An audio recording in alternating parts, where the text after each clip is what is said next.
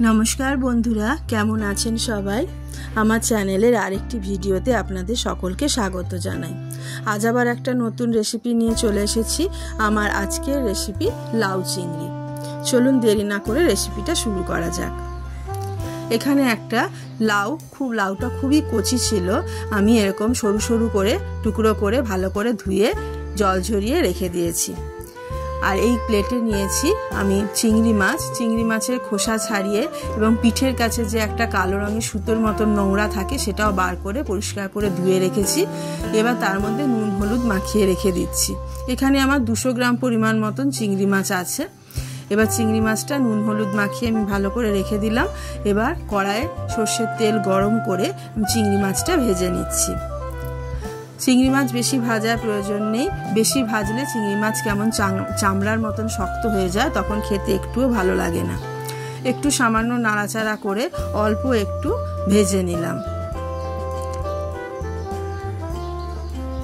এই লাউ দিয়ে এই চিংড়ি মাছটা খেতে ভীষণ ভালো লাগে আর খুব বেশি মশলারও প্রয়োজন হয় না।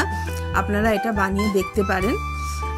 চিংড়ি মাছ ভাজা হয়ে গেছে। এবার এগুলোকে আমি প্লেটে তুলে নিলাম। ওই একই তেলে আমি দিয়ে দিচ্ছি সাদা জিরে আর শুকনো লঙ্কা। খুব কম তেলেই রান্নাটা হয়ে যায়।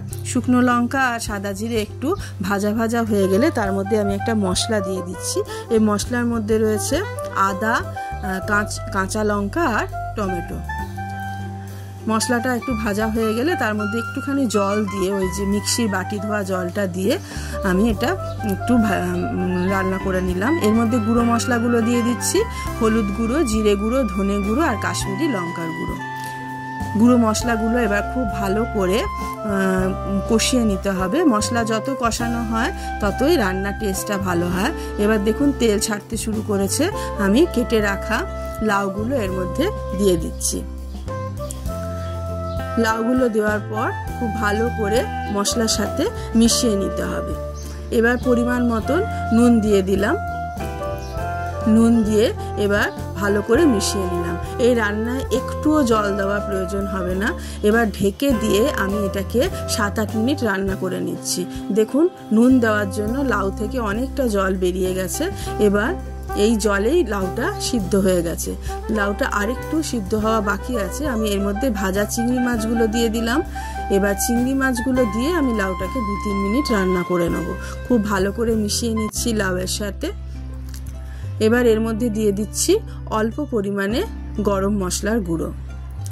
খুব ভালো করে মিশিয়ে নিয়ে আমি এবার চিংড়ি মাছ আর লাউটাকে আরও 2-3 মিনিট রান্না করে নেব। তাহলে চিংড়ি মাছের যে একটা সুন্দর গন্ধ, স্বাদ, সেটা লাউয়ের সঙ্গে মিশে যাবে। ঢাকা দিয়ে আমি আরও 2-3 মিনিট রান্না করে নিচ্ছি। 2 মিনিট হয়ে গেছে। দেখুন খুব সুন্দরভাবে তৈরি হয়ে গেছে লাউ চিংড়ি।